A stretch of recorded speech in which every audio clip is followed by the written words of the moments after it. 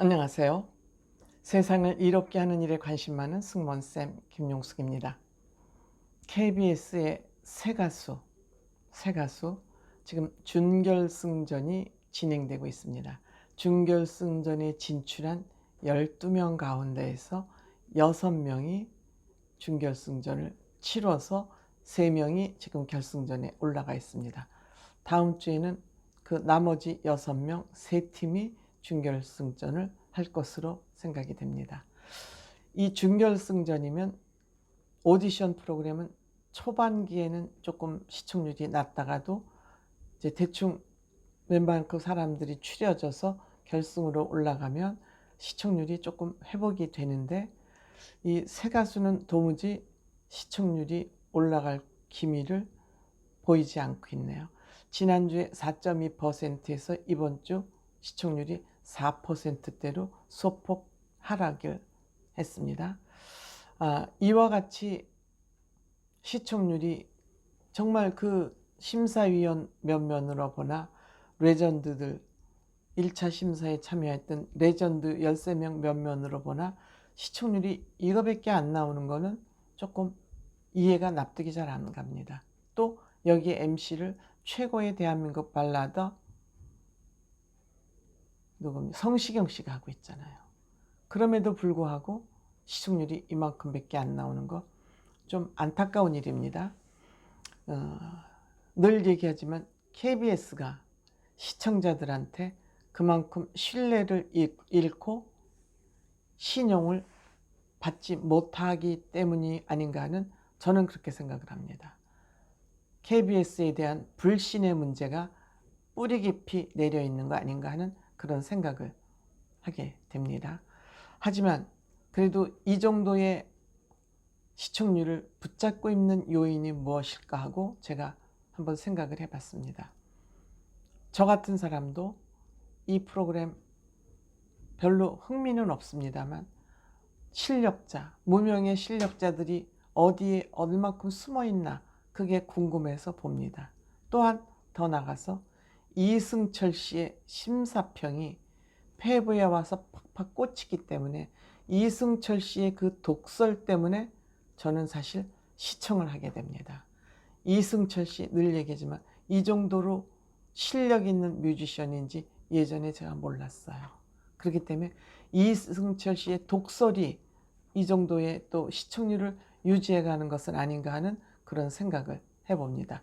여기에 출연한 지금 가수 경연자들이 지금 이 정도 실력과 그 정도의 그 횟수에 출연을 했으면 지금 어느 정도 우리 귀에 어떤 경영자 이름이 좀 귀에 들려와야 됩니다. 언론에서도 어느 정도 그 실력 있는 뮤지션들에 대한 화제성이 있어야 됩니다. 근데 없습니다. 전혀 화제성을 일으키지 못하고 있습니다. 그래서 제가 어느 가수가 지금 결승에 올라갔는지 그 얘기는, 그 가수 이름을 얘기해도 모릅니다. 전혀 화제성이 되지 못하고 스타성을 발휘하지 못하고 있기 때문에 의미가 없어요. 그래서 저는 그런 경연자의 이름은 제외하고 이승철 씨가 어떠한 심사평을 했는지, 이승철 씨의 그 독설에 대해서 한번 얘기를 해보려고 합니다. 우선 박서린이하고 이나영이라는 사람이 요번 준결승은 참고로 1대1 데스매치로 이루어집니다. 그래서 심사위원들이 7명 중에서 4표 이상을 받는 사람이 결승에 올라가는 겁니다. 그런데 그 주제가 뭐냐면 선배, 라이벌, 후배들의 데스매치입니다. 그러니까 선배 라이벌 곡을 한 곡씩 선곡을 해서 1대1 데스매치를 하는 형식입니다. 예를 들면 뭐 박서린 씨는 이선희 씨의 노래를 선택하고 또 이나영 씨는 이은미 씨의 노래를 선택해서 부르는 이런 형식입니다. 그러니까 선배 라이벌 데스매치 형식입니다. 그래서 여기에 이선희 씨하고 이은미 씨가 라이벌로 등장을 했고, 여기서 이나영이라는 그 경연자가 이겼습니다. 근데 이승철 씨가 이 두 사람의 노래는 거의 막상막하니까 우열을 가리기 힘들어요. 그야말로 취향의 문제예요. 그냥 나는 이런 노래가 좋고 난 이런 노래가 좋아 그 정도지 심사위원들의 노래의 우열을 가리는 건 힘듭니다. 그러니까 이승철 씨가 이런 얘기를 합니다. 멋있는 보컬이 있고 맛있는 보컬이 있다. 멋있는 보컬은 마음으로 듣는다. 맛있는 보컬은 눈으로 보게 된다. 의미심장하지 않습니까? 누가 그렇다는 말은 하지 않았지만 내가 이 두 사람 노래를 들을 때는 이러한 생각이 든다. 얼마나 명언 같은 심사평을 낸 겁니다. 그러니까 두 사람 중에 한 사람은 마음을 움직이는 노래를 불렀다면 한 사람은 그냥 괜찮네 눈으로 보는 그런 노래를 불렀다는 얘기를 한 것입니다. 꼭 집어서 누구라고 말하지는 않았습니다. 그 다음에 선배 라이벌은 조용필 대 조용필이랍니다. 그러니까 조용필은 라이벌이 없다 이겁니다. 조용필의 라이벌은 오로지 조용필밖에 없다 이런 의미입니다. 그래서 두 사람이 나와서 한 사람은 못 찾겠다 깨꼬리, 한 사람은 여행을 떠나요. 그러니까 한 사람은 어려운 노래를 했고 한 사람은 가벼운 노래로 이제 승부를 했습니다. 근데 이 창법에 대해서 여기도 우열을 가리기 사실 힘들더라고요.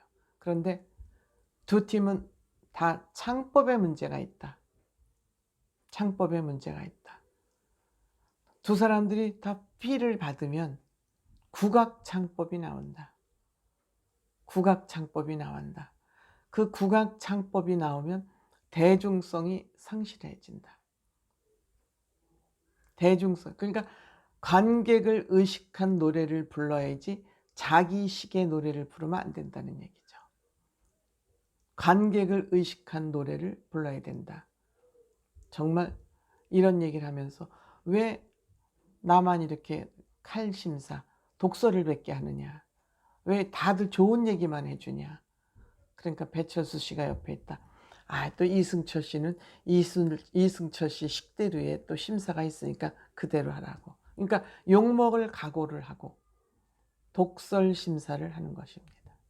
그렇게 해줘야 그들에게 도움이 되지 않겠습니까? 또 이 새 가수 프로그램을 보는 다른 가수들에게도 공부가 되지 않겠습니까? 좋고 칭찬하고 아름다운 얘기만, 누구든지 그런 얘기만 하고 싶죠. 누가 남한테 욕먹는 얘기를 하고 싶겠습니까? 그런 의미에서 저는 이승철 씨의 그 심사평을 높게 평가하고 싶습니다. 그 다음에 이제 들국화와 부활, 그 라이벌 전에 이제 두 사람이 나와서 또 노래를 하죠. 한 사람은 아침이 밝아올 때까지, 그 다음에 또 한 사람은 회상, 부활의 회상, 그러니까 이승철 씨의 부활 회상 1을 들고 나왔습니다. 그러니까 이승철 씨가 본인 앞에서 본인 노래를 부르는 게 얼마나 힘들겠어요. 힘들겠어요. 그러니까 이 두 사람 정말 노래를 잘하는 한가람 씨와 오연우 씨.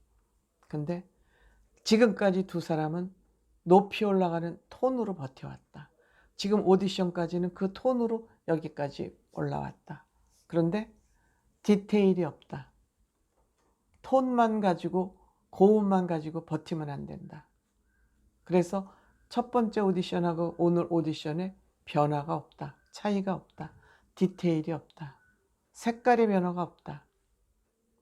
그리고 결정적으로 부활 회상을 부른 사람은 이 노래는 건드리지 말아야 될 노래를 건드렸다.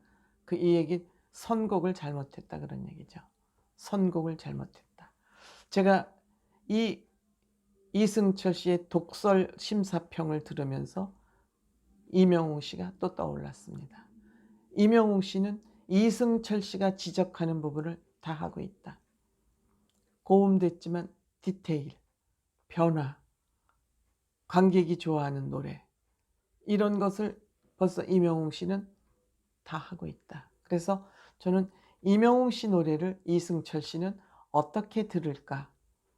어떤 평가를 할까? 이명웅 씨는 노래도 멋있게도 부르고 맛있게도 부르고 관객 중심의 노래도 부르고 변화무쌍한 모든 노래를 소화를 다 하지 않나. 그런 생각을 해봤습니다. 그래서 역시 임영웅 씨는 우리나라 최고의 콘서트 가수인 이승철 씨가 임영웅 씨에 대해서는 어떤 평가를 할까?